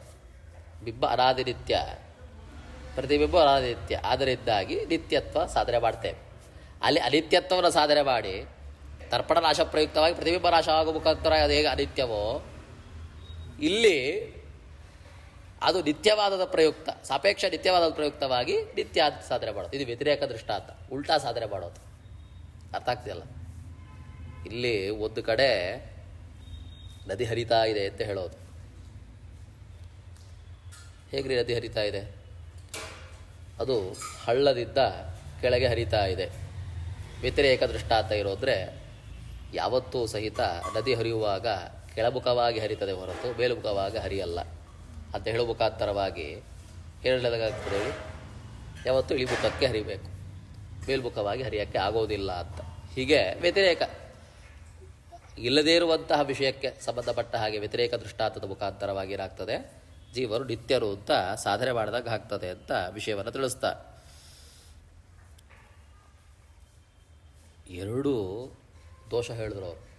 ಎರಡು ಅನುಮಾನದಿಂದಾಗಿ ಜೀವರು ಅನಿತ್ಯ ಅಂತ ಹೇಳಿದ್ರು. ಒಂದು ನಾಶವದ್ದೇಹೋಪಾಧಿಕತ್ವದ ದೋಷ, ಮತ್ತೊಂದು ಸನ್ನಿಧಾನ, ನಶ್ವರ ಬಿಂಬ ಉಪಾಧಿಕತ್ವ ಎಂಬುವಂತಹ ಸನ್ನಿಧಾನ. ಹೇಗೆ? ದರ್ಪಣ ಸನ್ನಿಧಾನ ಪ್ರಯುಕ್ತ. ದರ್ಪಣ ಇದ್ದರೆ ಪ್ರತಿಬಿಂಬ ಕಾಣ್ತದೆ, ದರ್ಪಣ ದೂರ ಸರಿಸ್ಬಿಟ್ರೆ ಪ್ರತಿಬಿಂಬ ಕಾಣಲ್ಲ. ಸನ್ನಿಧಾನ ನಾಶ ಪ್ರಯುಕ್ತವಾಗಿ ಜೀವರು ಅನಿತ್ಯರು ಅಂತ ಹೇಳಿದ್ರು.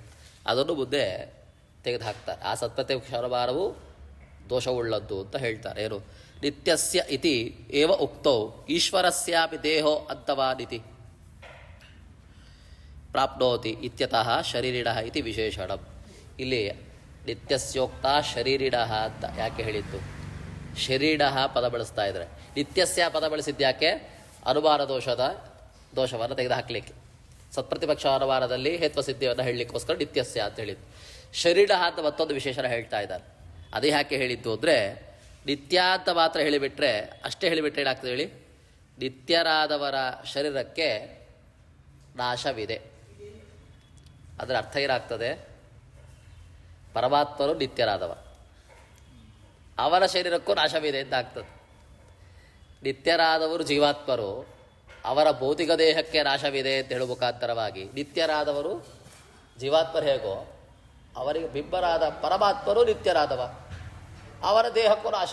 ಇಂಥವತ್ತ ಇವೇ ದೇಹ ಅಂತ ಹೇಳೋದಕ್ಕಾಗ್ತಿತ್ತು. ಅದಕ್ಕೆ ಒಂದು ವಿಶೇಷಣ ಶರೀರಿಡ ಅಂತ.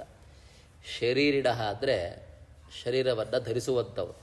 ಭಿನ್ನ ಭಿನ್ನ ಶರೀರವನ್ನು ಧರಿಸುವಂಥವರ ದೇಹಕ್ಕೆ, ಭೌತಿಕ ದೇಹಕ್ಕೆ ನಾಶವಿದೆ. ಆದರೆ ಪರಮಾತ್ಮ ಭಿನ್ನ ಭಿನ್ನ ದೇಹ ಧರಿಸ್ತಾನ. ಅವನ ಗುಣತಃ, ದೇಶತಃ, ಕಾಲತಃ, ಅವನ ಇಚ್ಛೆ, ಅವನ ಬುದ್ಧಿ, ಅವನ ಜ್ಞಾನ, ಅವನ ಸ್ವರೂಪ ಯಾವುದಕ್ಕೂ ಭಿನ್ನತ್ವ ಇಲ್ಲ. ಶರೀರ ಬಿಡಿ, ಅವರ ಎಲ್ಲ ಗುಣಗಳಿಗೂ ಸಹಿತ ಅವರ ಜ್ಞಾನಕ್ಕೆ ಭಿನ್ನತ್ವ ಇಲ್ಲ. ಶರೀರಿಡ ಅಂತ ಪದ ಹೇಳೋದ್ರಿಂದ ಯಾರಿಗೆ ವಿಶೇಷಣ ಹೇಳ್ತಾ ಇರೋದು? ಇದು ಜೀವಾತ್ಮ ಹೊರತು ಪರಮಾತ್ಮರಿಗಲ್ಲ. ಎಷ್ಟು ಚಂದ ವಿಷಯ ನೋಡಿ, ಎಷ್ಟು ಬಿಡಿಸಿ ಒಂದೊಂದು ವಿಶೇಷವನ್ನು ತೆಗೆದು ಹೆಕ್ಕಿ ಹೀಗಿರ್ತದೆ ವೇದಾಂತ ಭಾಷೆಯನ್ನು. ಹೀಗೆ ಅದಕ್ಕೆ ಶರೀರಿಡ ಅಂತ ಹೇಳಿದ್ದು. ದ್ವಿತೀಯ ಹೇತು ಅಪಿ ಅಸಿದ್ಧ ಇತ್ಯತಃ ಅನಾಶಿನಃ ಇತಿ. ಒಂದೊಂದು ಮಾರ್ಕ್ ಕ್ವಶನ್ಸ್ ಇದಲ್ಲ. ಯಾಕೆ ನಿತ್ಯಸ್ಯ ಅಂತ ಹೇಳಿದ್ದು? ಮೊದಲೇ ಹೇತು ಅಸಿದ್ಧಿ ಹೇಳಲಿಕ್ಕೆ. ಅನಾಶಿನಃ ಪದ ಹೇಳ್ತಾ ಇದ್ದಾನೆ ಪರಮಾತ್ಮ. ಅನಾಶಿನೋ ಅಪ್ರಮೇಯಸ್ಯ. ಅನಾಶಿ ಅಂದರೆ ನಾಶರಹಿತನಾದವ ಅಂತ. ಹೀಗಳು ಮುಖಾಂತರ ಎರಡನೇ ಹೇತು ಅಸಿದ್ಧಿ ದೋಷ. ಸತ್ಪ್ರತ್ಯಕ್ಷವಾದರೆ ಹೇತ್ವಸಿದ್ಧಿ ಹೇಳಿಬಿಟ್ರೆ ವಿರೋಧ ಹೇಳಲಿಕ್ಕೆ ಬರೋದಿಲ್ಲ. ಅದು ಹೇಗೆ ಅಂತ ಹೇಳ್ತಾರೆ. ಬಿಂಬ ಉಪಾಧಿ ಸನ್ನಿಧಿನಾಶಕೃತ ನಾಶಹೀನಸ್ಯ ಶರೀರಿಣ ಇತ್ಯನ್ವಯ. ಏನು ಅರ್ಥ? ಯಾಕೆ ಅನಾಶಿನಃ ಅಂತ ಪದ ಹೇಳಿದ್ದು ಅಂದರೆ ಎರಡನೇ ಹೇತ್ವ ಸಿದ್ಧಿ ದೋಷ. ನೋಡಿ, ನಶ್ವರವಾದಂತಹ ಬಿಂಬದ ಉಪಾಧಿಯ ಸನ್ನಿಧಾನವುಳ್ಳವ ಯಾರು? ಪ್ರತಿಬಿಂಬ ಅಂತ ಹೇಳಿದರು. ಹಾಗೆ ಹೇಳಲಿಕ್ಕೆ ಬರೋದಿಲ್ಲ. ಅನಾಶಿಯಾದವ ಅಂತ ಹೇಳ್ತಾ ಇದ್ದೇವೆ. ಅನಾಶಿ ಅಂದರೆ ನಾಶರಹಿತನಾದವ. ಯಾವುದು ನಾಶರಹಿತವೋ ಅದು ನಶ್ವರ ಆಗ್ತದೆ, ಯಾವುದು ಅನಿತ್ಯವೋ ಅದು ನಶ್ವರವಾಗ್ತದೆ. ಯಾವುದಕ್ಕೆ ನಾಶವೇ ಇಲ್ವೋ, ಯಾವುದು ನಿತ್ಯವಾದದೋ ಅದು ನಶ್ವರವಾಗಲಿಕ್ಕೆ ಸಾಧ್ಯವಿಲ್ಲ. ಹೀಗೆ ಅನಾಶಿ ಅದರ ನಿತ್ಯನಾದವ, ನಾಶರಹಿತನಾದ ಇರುವಂತಹ ಬಿಂಬನ ಸನ್ನಿಧಾನ ಉಳ್ಳಂತಹ ಈ ಪ್ರತಿಬಿಂಬಕ್ಕೆ ನಾಶ ಇರಲಿಕ್ಕೆ ಸಾಧ್ಯ ಇಲ್ಲ. ಆದ್ದರಿಂದಾಗಿ ಎರಡನೇ ಕಾರಣ ಹೇಳಿದ್ರಿ, ಎರಡನೇ ಅನುಮಾನ. ಜೀವಚೇತನಾ ನ ನಿತ್ಯಾ ನಶ್ವರ ಬಿಂಬ ಉಪಾಧಿಕತ್ವಾತ್ ಅಂತ ಹೇಳಿದ್ರಿ. ಈ ನಶ್ವರ ಬಿಂಬ ಉಪಾಧಿಕತ್ವನೇ ಹೇತ್ವನೇ ಅಸಿದ್ಧ. ಯಾಕೆ ಹೇಳಿ? ಅನಾಶಿಯಾದವ ಅಂತ ಹೇಳಬೇಕಾಗ್ತಾರೆ. ಅನಾಶಿ ಅಂದರೆ ನಾಶರಹಿತನಾದವ. ನಾಶರಹಿತನಾದವನಿಗೆ ಎಲ್ಲಿಂದ ನಶ್ವರವಾದಂತಹ ಬಿಂಬ ಉಪಾಧಿ ಸನ್ನಿಧಾನ ಬರ್ತದೆ? ಪರಮಾತ್ಮ ಅನಾಶಿಯಾದವ. ಅಂತಹ ಬಿಂಬನ ಉಪಾಧಿ ಸನ್ನಿಧಾನ ಯಾರಲ್ಲಿದೆ? ಪ್ರತಿಬಿಂಬನಲ್ಲಿದೆ ಅಲ್ವಾ? ಆದ್ದರಿಂದಾಗಿ ಎರಡನೇ ಹೇತ್ವ ಸಿದ್ಧಿ ಮುಖಾಂತರವಾಗಿ ಜೀವರು ನಿತ್ಯ ಅಂತ ಸಾಧನೆ ಮಾಡ್ತೇವೆ. ಹೇಗೆ ಅಂತ ಮುಂದೆ ಬಿಡಿಸ್ತಾರೆ. ಜೀವಾಹ ಹೀಗೆ ಹೇಳುವ ಮುಖಾಂತರ ಒಂದು ಅನುಮಾನ ಹೇಳಿದಂಗಾಯ್ತು. ಅನುಮಾನ ದೋಷ ಪ್ರಯುಕ್ತ ಹೇಳಿಬಿಟ್ರೆ ಅನುಮಾನದಿಂದಲೇ ಅವರ ದೋಷವನ್ನು ತೆಗೆದು ಹಾಕಬೇಕು. ಅದೇ ಕ್ರಮದಲ್ಲೇ ಸತ್ಪ್ರತ್ಯಕ್ಷವಾದಕ್ಕೆ ನಿಮಗೆ ಹೇತ್ವ ಸಿದ್ಧಿ ದೋಷ ಹೇಳಿ ಜೀವರು ನಿತ್ಯ ಅಂತ ಸಾಧನೆ ಮಾಡ್ತೇವೆ. ಹೇಗೆ? ಜೀವಾಹ ಇದ್ದ ಹೇಳಿದ ಹಾಗೆ ನಿತ್ಯಾಹ ನಿತ್ಯ ಬಿಂಬ ಉಪಾಧಿ ಸನ್ನಿಧಿಕತ್ವಾತ್. ಅವ ಹೇಳಿದ್ದು ಜೀವಾಹ ಅನಿತ್ಯಾಹ ನಶ್ವರ ಬಿಂಬ ಉಪಾಧಿ ಸನ್ನಿಧಿಕತ್ವಾತ್ ಅಂತ ಹೇಳಿದ. ನಾವು ಹೇಳ್ತೇವೆ ಬಿಂಬ ಜೀವಾಹ ನಿತ್ಯಾಹ. ಯಾಕೆ? ನಿತ್ಯ ಬಿಂಬ ಉಪಾಧಿ ಸನ್ನಿಧಿಕತ್ವ. ನಿತ್ಯನಾದವ ಯಾರು? ಪರಮಾತ್ಮ. ನಾಶರಹಿತನಾದವ ನಿತ್ಯನಾದವ ಪರಮಾತ್ಮ. ಅವನ ಉಪಾಧಿ ಸನ್ನಿಧಾನ ಯಾರಿಗಿದೆ? ಪ್ರತಿಬಿಂಬರಿಗಿದೆ. ಅದರಿಂದಾಗಿ ನಿತ್ಯರು ಅಂತ ಹೇಳ್ತೇವೆ. ಇಲ್ಲೂ ವ್ಯತಿರೇಕ ದೃಷ್ಟಾಂತ. ಏನು? ವ್ಯತಿರೇಕೇಣ ಪ್ರತಿಮುಖವತ್. ದರ್ಪಣದಲ್ಲಿ ಕಾಣುವಂತಹ ಪ್ರತಿಬಿಂಬದ ಸನ್ನಿಧಾನ ಅದು ಎಂಥದ್ದು? ದರ್ಪಣದ ನಾಶದ ಪ್ರಯುಕ್ತ. ಅದು ನಾಶ ಇದೆ ಅಲ್ಲಿ. ಅದು ನಶ್ವರವಾದ ದರ್ಪಣದ ಉಪಾಧಿಯ ಸನ್ನಿಧಾನ ಪ್ರಯುಕ್ತವಾಗಿ ಪ್ರತಿಬಿಂಬವು ಅನಿತ್ಯ. ಹೇಗೋ ಇಲ್ಲಿ ನಿತ್ಯವಾದ ನಾಶರಹಿತವಾದಂತಹ ಬಿಂಬನ ಉಪಾಧಿಯ ಸನ್ನಿಧಾನ, ಬಿಂಬ ನಿತ್ಯ ಇದ್ದಾರೆ ಅಂದರೆ ಅವರ ಸನ್ನಿಧಾನ, ಅವರ ಪ್ರತಿಬಿಂಬದ ಸನ್ನಿಧಾನ ನಿತ್ಯವೂ ಇರ್ತದೆ. ಆದ್ದರಿಂದಾಗಿ ಪ್ರತಿಬಿಂಬರಾದಂತಹ ಜೀವರು ನಿತ್ಯರು. ಇದು ವ್ಯತಿರೇಕ ದೃಷ್ಟಾಂತದಿಂದಾಗಿ ಏನಂತ ಸಾಧನೆ ಮಾಡಿದಂಗಾಯಿತು. ಕೊನೆಗೆ ಜೀವರು ನಿತ್ಯ ಅಂತ ಸಾಧನೆ ಮಾಡಿದಾಗಾಯ್ತು. ಯಾವ ಪದದಿಂದ? ಅನಾಶಿನಃ ಎಂಬ ಪದದಿಂದ. ಮೊದಲು ನಿತ್ಯಸ್ಯ ಎಂಬ ಪದದಿಂದಾಗಿ ಮೊದಲ ಹೇತುವಿಗೆ ಅಸಿದ್ಧಿ ಹೇಳಿ ನಿತ್ಯರು ಅಂತ ಸಾಧನೆ ಮಾಡಿದಾಗ ಒಂದು ಅನುಮಾನ. ಅನಾಶಿನಃ ಎಂಬುವ ಪದದಿಂದಾಗಿ ಎರಡನೇ ಅನುಮಾನ ಹೇಳಿದ. ಸನ್ನಿಧಾನ ನಾಶ ಪ್ರಯುಕ್ತವಾಗಿ ನಶ್ವರರು ಅನಿತ್ಯರು ಅಂತ ಹೇಳಿದ. ಇಲ್ಲಿ ಸನ್ನಿಧಾನಕ್ಕೆ ನಾಶವೇ ಇಲ್ಲ. ಯಾಕೆ? ಅನಾಶಿ ಪರಮಾತ್ಮ ನಿತ್ಯನಾದವ, ನಾಶರಹಿತನಾದವ. ಇವರ ಸನ್ನಿಧಾನ ಪ್ರಯುಕ್ತ ಪ್ರತಿಯೊಬ್ಬರು ನಿತ್ಯರು. ಹೀಗೆ ಎರಡನೆಯ ಹೇತ್ವಸಿದ್ಧಿಗೂ ಎರಡನೇ ಅನುಮಾನಕ್ಕೆ ಹೇತ್ವಸಿದ್ಧಿ ದೋಷ ಹೇಳಿ ಜೀವರು ನಿತ್ಯ ಅಂತ ಸಾಧನೆ ಮಾಡಲಿಕ್ಕೇನೆ ಅನಾಶಿನ ಎಂಬ ಪದವನ್ನು ಕೃಷ್ಣ ಪರಮಾತ್ಮ ಹೇಳ್ತಾ ಇದ್ದಾರೆ ಅಂತ ಚಿಂತನೆ. ಮತ್ತೆ ಪ್ರಶ್ನೆ ಮಾಡ್ತಾರವ್ರು, ಜೀವರು ಎಂಥವ್ರು ಹೇಳಿ? ಪ್ರತಿಬಿಂಬರು ಅಂತ ಹೇಳ್ತೀರ. ಅವರು ಪ್ರತಿಬಿಂಬರಾಗಲು ಕಾರಣ ಏನು ಹೇಳಿ? ಅವರಿಗೆ ಪರಮಾತ್ಮರಿಗೆ ಜೀವಾತ್ಮರು ಪ್ರತಿಬಿಂಬರು. ಪ್ರತಿಬಿಂಬರಾಗಲು ಕಾರಣ ಏನು? ಅವರ ಸ್ವರೂಪ ದೇಹ. ಸ್ವರೂಪ ದೇಹ ಎಂಬುವಂತಹ ಉಪಾಧಿ ಅಲ್ವಾ?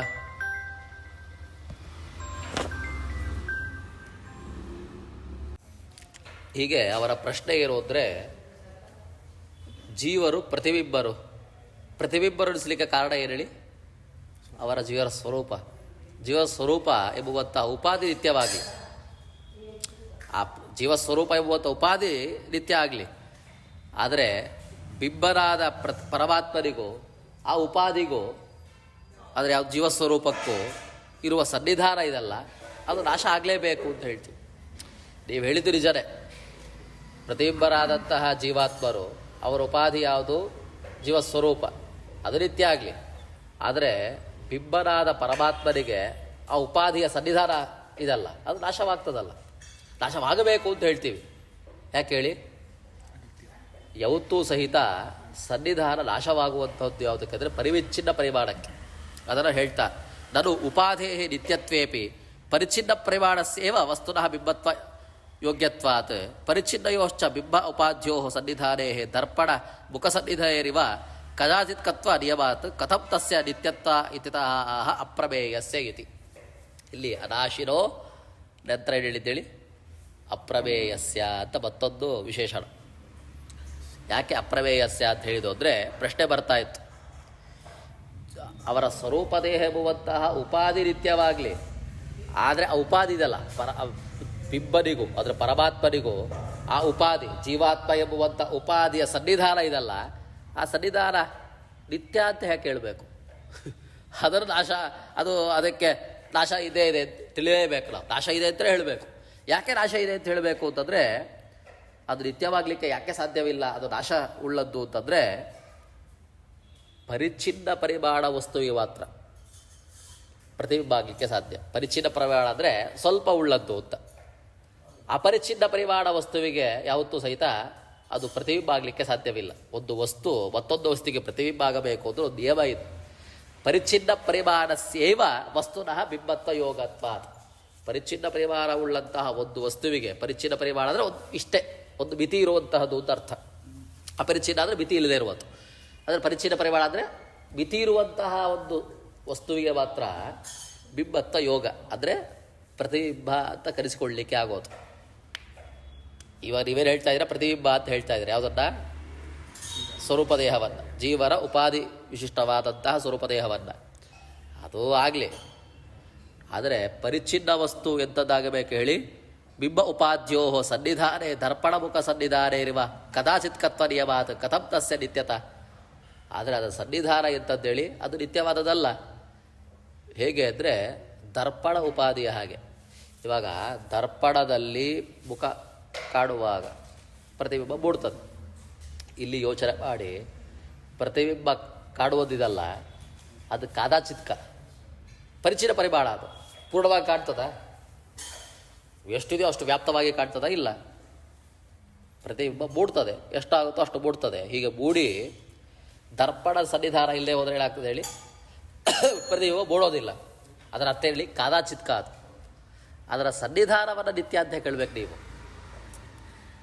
ಉಪಾಧಿ ನಿತ್ಯ ಅಂತ ಹೇಳಿ, ಆದರೆ ಆ ಬಿಂಬಕ್ಕೂ ಪ್ರತಿಬಿಂಬಕ್ಕೂ ಆಗುವ ಸನ್ನಿಧಾನ ನಿತ್ಯ ಅಲ್ಲ, ಯಾವಾಗಲೂ ಒಮ್ಮೆ ಆಗೋದು. ಹೇಗೆ? ದರ್ಪಣದ ಹಾಗೆ. ದರ್ಪಣದಲ್ಲಿ ಪ್ರತಿಬಿಂಬ ಮೂಡ್ತದೆ, ದರ್ಪಣದಲ್ಲಿ ಪ್ರತಿಬಿಂಬ ನಿತ್ಯನೂ ಮೂಡ್ತದ? ಯಾಕೆ ಹೇಳಿ?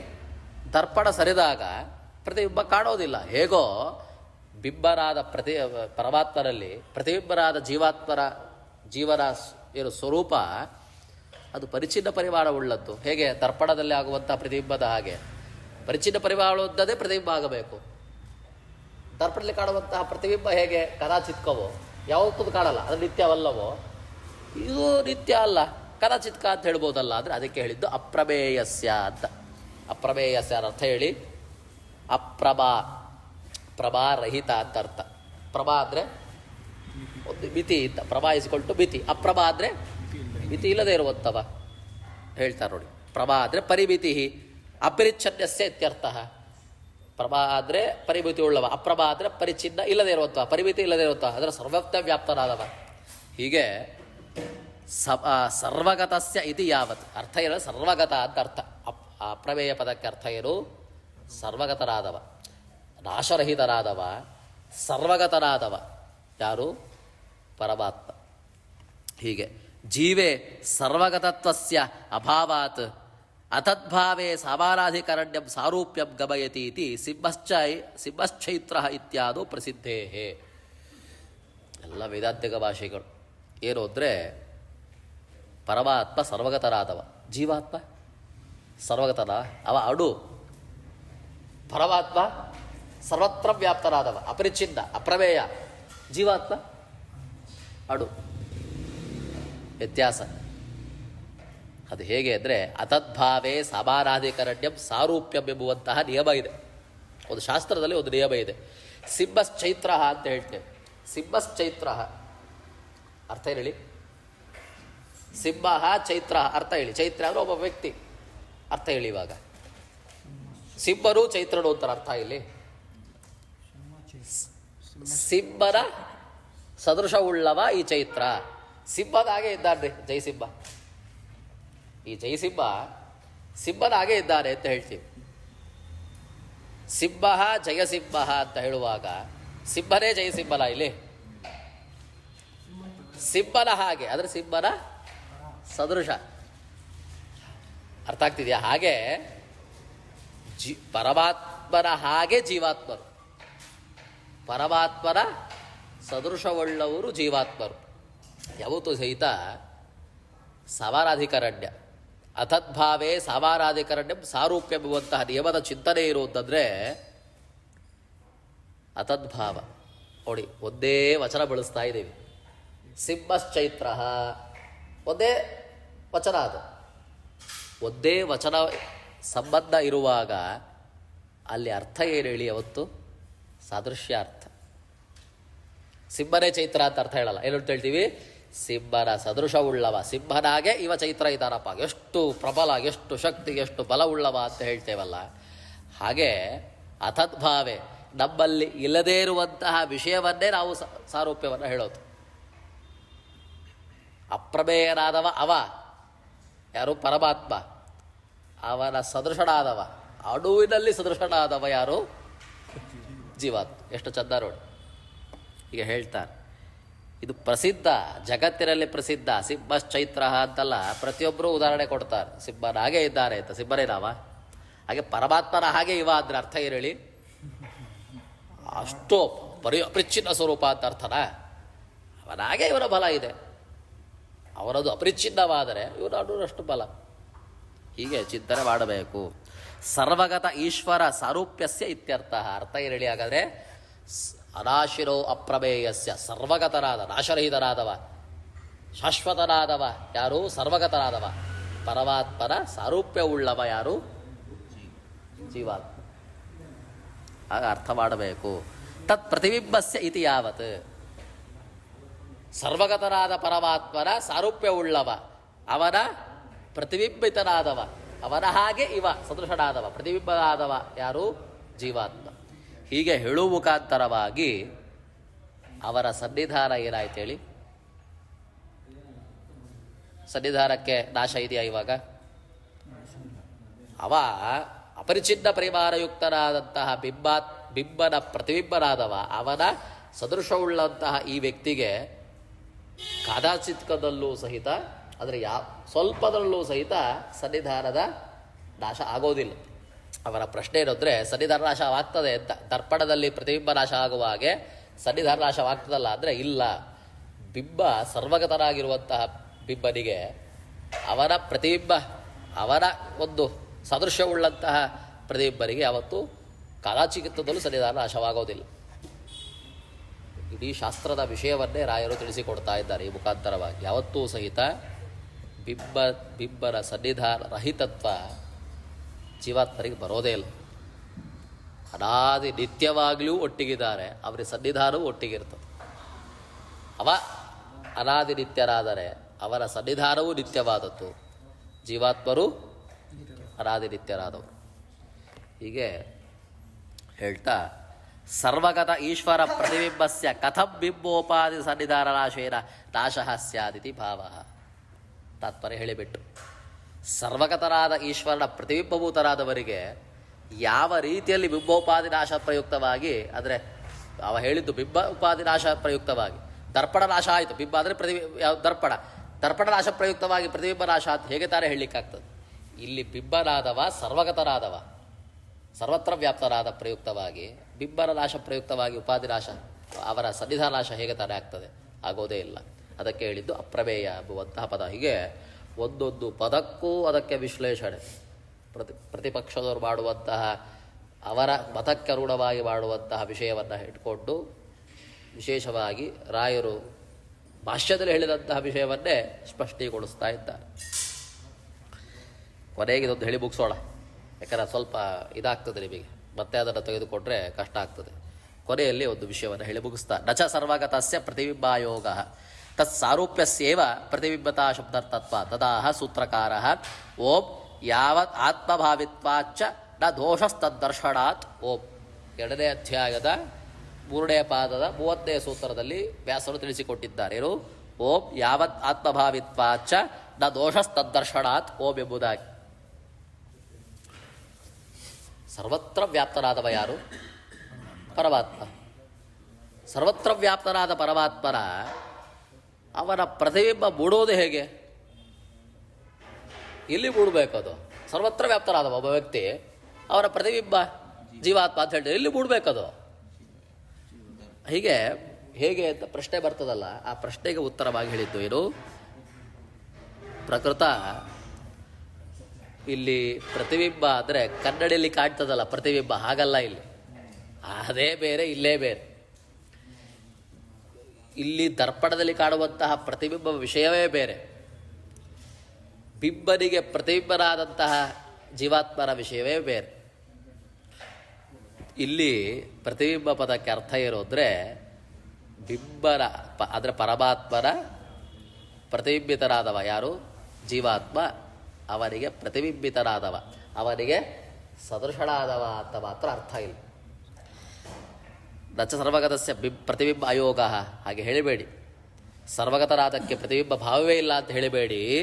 ತತ್ ಸಾರೂಪ್ಯಸ್ಯೇವ ಪ್ರತಿಬಿಂಬತಾ ಶಬ್ದಾರ್ಥತ್ವಾತ್. ಪ್ರತಿಬಿಂಬ ಪದಕ್ಕೆ ಅರ್ಥ ಇರೋದ್ರೆ ಸತ್ ಸಾರೂಪ್ಯ, ಸತ್ ಸದೃಶ, ಇಷ್ಟೇ ಅರ್ಥ ಅದಕ್ಕೆ.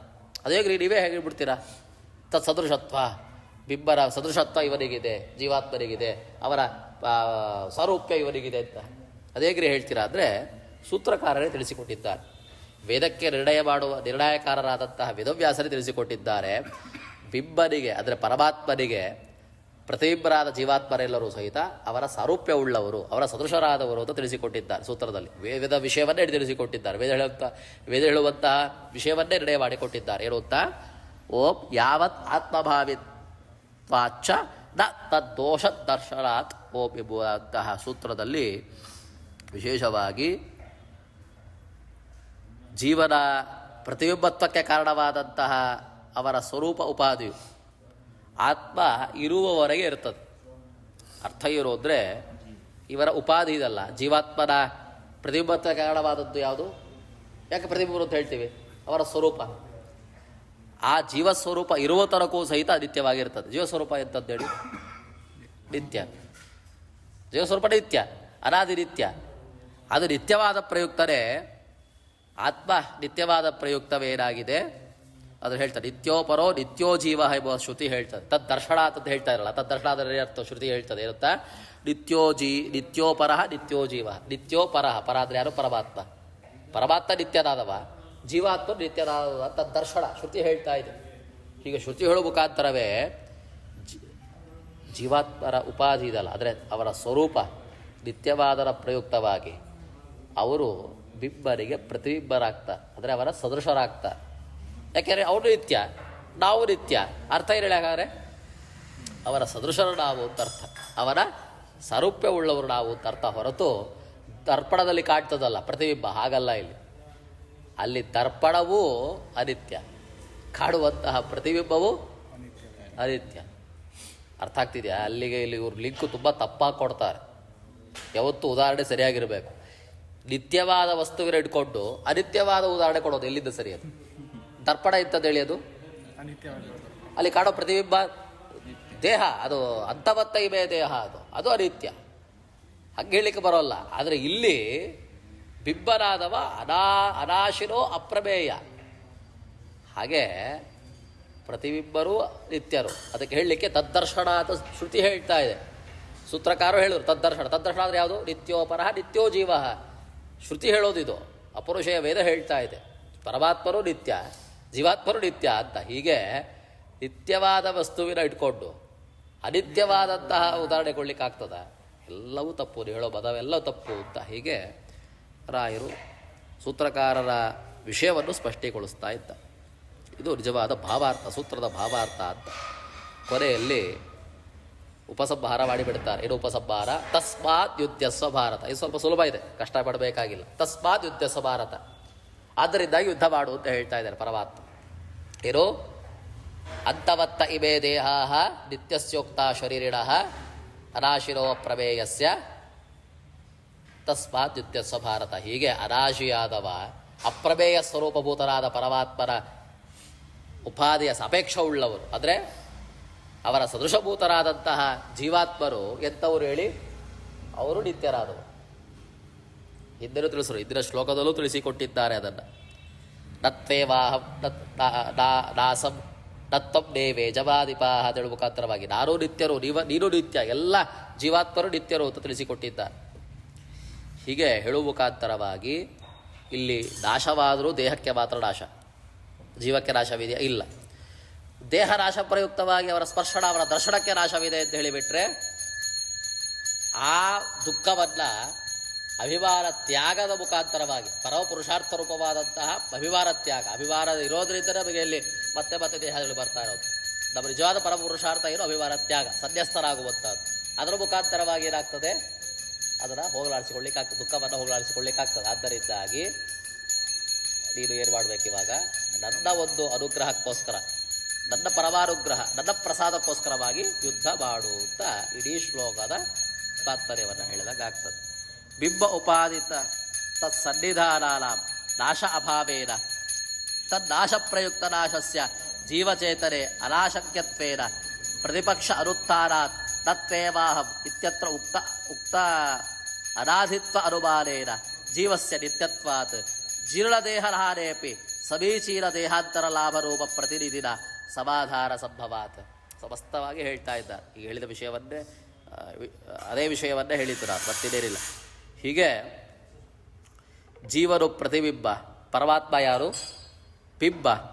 ಅವರ ಸರ್ವಗತ, ಬಿಂಬನಾದ ಪರಮಾತ್ಮ ಎಂದವ ಅನಾದಿ ನಿತ್ಯನಾದವ, ಸರ್ವಗತನಾದವ. ಆದ್ದರಿಂದ ಬಿಂಬಕ್ಕಾಗಲಿ ಉಪಾಧಿಕ್ಕಾಗಲಿ ನಾಶವಾಗಲಿಕ್ಕೆ ಸಾಧ್ಯ ಇಲ್ಲ. ಬಿಂಬ ಸರ್ವಗತನಾಗಿದ್ರೆ ಅದು ಉಪಾಧಿಗಾಗಲಿ ಅವರ ನೆಂಟರ ಸನ್ನಿಧಾನಕ್ಕಾಗಲಿ ನಾಶ ಇಲ್ಲ. ಹೀಗೆ ನಾಶ ಇಲ್ಲದೇ ಇರುವ ಪ್ರಯುಕ್ತವಾಗಿಯೇ ಜೀವ ಚೇತನಕ್ಕೆ ಅದು ಅನಾದಿಯಾದದ್ದಲ್ಲ, ಅದಕ್ಕೆ ನಾಶ ಇದೆ ಅಂತೆಲ್ಲ ಪ್ರತಿಪಕ್ಷ ಹೇಳಿದಂತಹ ವಿಷಯವನ್ನು ಹಿಂದೆಯೇ ಪರಮಾತ್ಮ ಏನು ಮಾಡಿದ? ನತ್ವೇವಾಹಂ ನಾಸಂ ನತ್ವೇನೇವೇ ಜನಾಧಿಪ ಮುಖಾಂತರವಾಗಿ ನಾನು ನಿತ್ಯರಾದವ, ನೀನು ನಿತ್ಯರಾದವ, ಎಲ್ಲ ಜೀವಾತ್ಮರು ನಿತ್ಯರಾದವರು ಅಂತ ಹೇಳಿದ ಮುಖಾಂತರನೇ ಪ್ರತಿಪಕ್ಷ ಮಾಡ್ತಾರೆ. ಅನುಮಾನ ಏನೋ ಜೀವಚೇತನಾಹ ನ ನಿತ್ಯಾಹ ಅಂತ ಎಲ್ಲವನ್ನು ಹೋಗಲಾಡ್ಸಂಗಾಗ್ತದೆ. ಹೀಗೆ ಹೇಳುವ ಮುಖಾಂತರವಾಗಿ ಜೀವರು ಎಂಥವರು? ನಿತ್ಯರು ಅಂತ ಸಾಧನೆ ಮಾಡಿದಂಗಾಯ್ತು. ಇಂತಹ ನಿತ್ಯರಾದ ಜೀವರಿಗೆ ನಾಶವಿಲ್ಲ, ಅವರ ದೇಹಕ್ಕೆ ನಾಶ ಅಂತ ಹೇಳಬೇಕು. ಅಂತವತ್ತ ಇಮೇ ದೇಹ, ಅವರ ದೇಹಕ್ಕೆ ನಾಶವಾದರೆ ಏನು ಹಾನಿ? ಮತ್ತೊಂದು ಒಳ್ಳೆಯ ದೇಹ ಬರ್ತದೆ, ಸಮೀಚೀನ ದೇಹಾಂತರ ಭಾವ ಲಾಭ ರೂಪ ಪ್ರತಿನಿಧಿನ ಒಳ್ಳೆ ದೇಹ ಬರ್ತದೆ ರೀ. ಎಲ್ಲ ವಯಸ್ಸಾಗಿದೆ, ಮತ್ತೆ ಒಳ್ಳೆ ದೇಹ ಬರ್ತದಲ್ಲ. ಅದರಿಂದಾಗಿ ಸಮಾಧಾನ ಮಾಡ್ಕೊಳ್ಬೋದು. ಇಲ್ಲ ರೀ, ಏನೇ ಸಮಾಧಾನ ಆದರೂ ಸಹಿತ ಅವ್ರು ಇಲ್ಲದೆ ಹೋದಾಗ ಅವ್ರ ದರ್ಶನ ಆಗಲ್ಲ, ಅವ್ರ ಸ್ಪರ್ಶನ ಆಗಲ್ಲ, ಅವರ ಪ್ರೀತಿ, ಅವ್ರ ಸುಖ ಏನು ಭಾಗ್ಯ ಸಿಗೋದಿಲ್ಲ ಅಂತ ಹೇಳಿದ್ರು. ಅದನ್ನ ಚಿಂತನೆ ಮಾಡಿಕೊಂಡ್ರೆ ಬಂದು ದೇಹ ಸ್ಪರ್ಶನ ದರ್ಶನಾದ್ಯಭಾವ ನಿಮಿತ್ತ ಶೋಕಸ್ಯ ಚ ಅದನ್ನು ತಡಿಬೋದು, ಆ ಶೋಕವನ್ನು ತಡ್ಕೊಳ್ಬೋದು. ಹೇಗೆ? ಪುಮರ್ಥ ಹೇತುತ್ವ ಅಭಿಮಾನತ್ಯಾಗೇನ. ನಿಜವಾದ ವಿಷಯ ಆದರೆ ನಮಗೆ ಒಬ್ಬ ವ್ಯಕ್ತಿಯ ಪರಮ ಪುರುಷಾರ್ಥ ಇರೋದ್ರೆ ಅಭಿಮಾನ ತ್ಯಾಗ ಮಾಡೋದು, ಸನ್ಯಸ್ಥರಾಗೋದು. ಸನ್ಯಸ್ಥರ ಅರ್ಥ ಹೇಳಿ ಅಭಿಮಾನ ತ್ಯಾಗ ಮಾಡಿಕೊಳ್ಳೋದು, ಎಲ್ಲ ವಿಷಯದಲ್ಲೂ ಅಭಿಮಾನ ತ್ಯಾಗ ಮಾಡೋದು.